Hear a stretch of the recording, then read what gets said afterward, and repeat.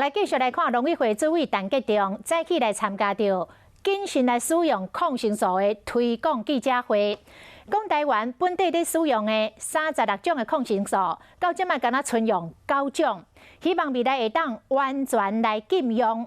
问题是，这甲明年要开放300种的美国猪进口，根本就是小违背在相拍。陈吉仲来回讲。 伫安全容允量以下，就算是安全的。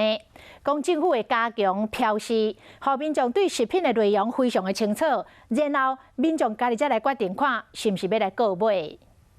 努力才可以达到良好的成果。农委会主委陈吉仲一透早就甲卫福部大便宜做伙来召开谨慎使用抗生素的宣导活动。每年因为喝巴拉罐而死亡救不回的人数超过200-300个，所有的专业的讨论觉得这一个剧毒的农药本来就该退场，所以我们后来还是顺利的让整个巴拉瓜退场。记者会当中特别强调，全台湾只有9种的抗生素也在使用。 到时我们会甲卫福部讨论，将来会当将抗生素完全禁止使用。不过，明年含有300种的美国猪肉就要开放进口，即马说咧推动禁止使用抗生素，听起来敢若无啥对同。在安全容许量以下，它就是一个安全的。